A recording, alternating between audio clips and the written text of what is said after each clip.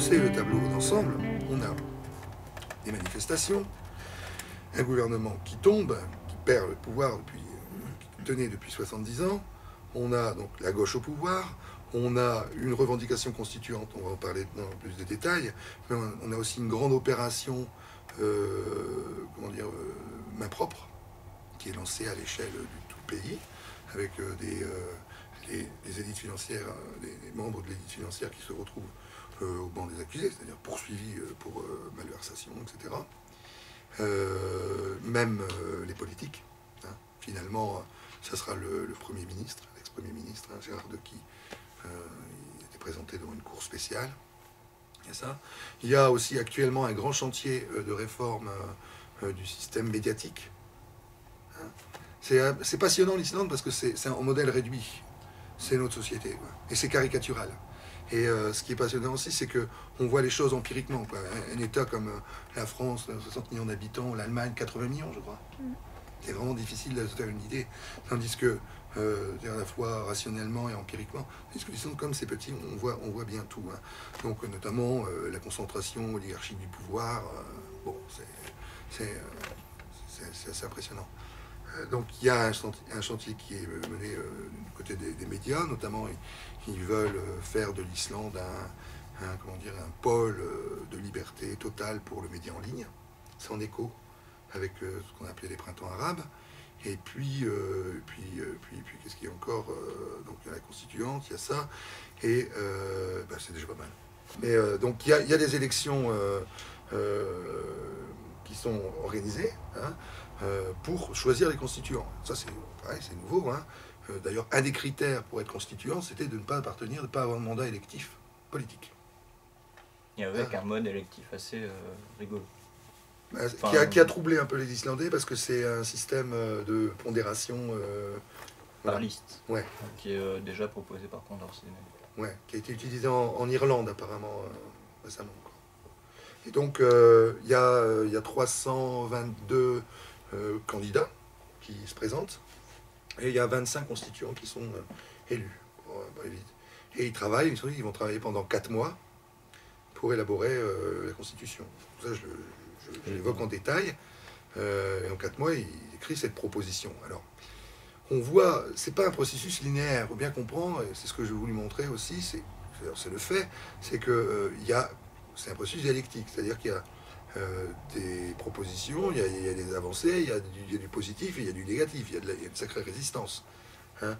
Donc ça se passe dans le conflit, un conflit juridico-politique, mais un conflit. Hein. Parce que ces listes-là, elles sont établies hors parti traditionnel. Ouais, c'est un des critères, il ne fallait pas avoir de mandat électif. Mais donc les listes, c'est quoi par c'est les gens, c'est les gens qui sortent de la société civile, qui se présentent. Moi j'ai rencontré... Ah oui, il y avait une liste de 322 noms et ensuite on cochait la coche. Voilà. J'ai rencontré un candidat malchanceux qui travaillait dans un 24-24 à Reykjavik. Il m'a expliqué un petit peu son point de vue. Hein. Il n'a pas été élu. Alors, ce qui a été écrit en France à ce propos, c'était que, en fait, les gens qui ont été élus étaient des notables. J'ai vu des choses comme ça. Le fait est que les gens qui sont désignés sont plutôt connus, évidemment. Mais c'est pas des notables, c'est comme ça, je le masquerai en faux comme ça, au sens de la notabilité. Voilà, bon, effectivement, il y a un professeur d'université, etc. Mais enfin, la composition sociale, c'est plutôt les classes moyennes supérieures, à dire, classe moyenne, mais il y a tout genre de... Je reviens juste sur... C'est pareil, cette petite île là-bas, un peu perdue, qui fait quelque chose dans l'ordre de l'expérimentation historique. Eh bien, je pense que... J'espère que ça va parler. Encore une fois, mes premières prophéties fonctionnent, donc ça dure. Et là, je travaille sur un livre qui porte sur l'ensemble de ce mouvement civique. Mais il n'est pas encore fini, donc on ne parle pas du livre, mais le processus. Donc voilà, au départ, ma démarche, c'est je suis professionnel, je suis journaliste, je vois que personne n'a vraiment... Il y a des amateurs qui ont essayé de faire des choses sur les réseaux, etc. Il y a une demande, il y a une demande d'information, il n'y a pas quoi. Mais par exemple, moi, je pense que le terrain, mon prochain terrain, ça serait, si je continue, si j'arrivais à pouvoir faire valoir mon projet, c'est de partir en Espagne, au Portugal actuellement, quoi, ce qui se passe là-bas. Parce que même là, on a des échos lointains. C'est pas trop. Il faut creuser, quoi. Et alors on peut voir Wikipédia, tout ça, parce que c'est vrai que c'est une source, hein, mais il faut critiquer. Et il faut critiquer aussi avec du terrain. Il y a plein d'expériences alternatives qui sont en train de se faire actuellement, partout, mais en Grèce aussi, j'ai pas parlé de la Grèce. Alors on a beaucoup parlé des printemps arabes, même Guetta a écrit, il y a eu plein de livres sur le printemps arabe, hein, sur les printemps arabes. C'est très bien, parce que ce qui s'y est produit, c'est important dans l'histoire du monde, c'est certain, mais c'est beaucoup plus lointain que ces expériences-là.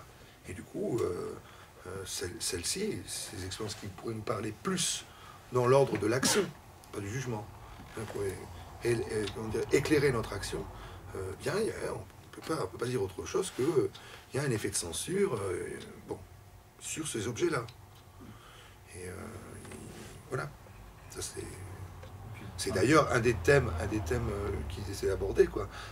Moi, c'est un thème que j'aborde dans le prochain livre sur lequel je travaille, c'est la fabrication du consentement, comment on fabrique du consentement à travers, on va dire, même dans un régime qui n'est pas un régime de censure, à travers le fait qu'on ne parle pas, quoi. Ça va loin, hein. Vous avez écrit des articles avant ce livre sur l'Islande? J'ai eu quelques sorties presse dans l'UMA Dimanche. Voilà. Dans La Terre aussi, qui est un journal associé à l'UMA. Mais il n'y a pas de sorte. Le Monde, par exemple, qui a des correspondants permanents là-bas, qui écrit sur l'Islande, a écrit des articles essentiellement contre. Parce que bon, on n'est pas dans le consensus libéral. Contre quoi? Contre le consensus, par exemple, en économie. Moi, j'ai mis devant mon bureau, c'est l'Islande sort avec peine de son trou noir. C'est le titre de l'année dernière. C'est une page entière du Monde. Bon, on est loin d'être. Ils sortent d'un trou noir, mais en fait.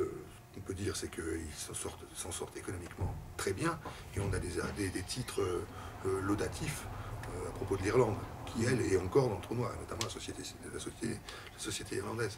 Là, on voit bien que les lignes éditoriales sont dictées par la propagande, quoi, un esprit de propagande, mais pas de volonté d'informer, quoi.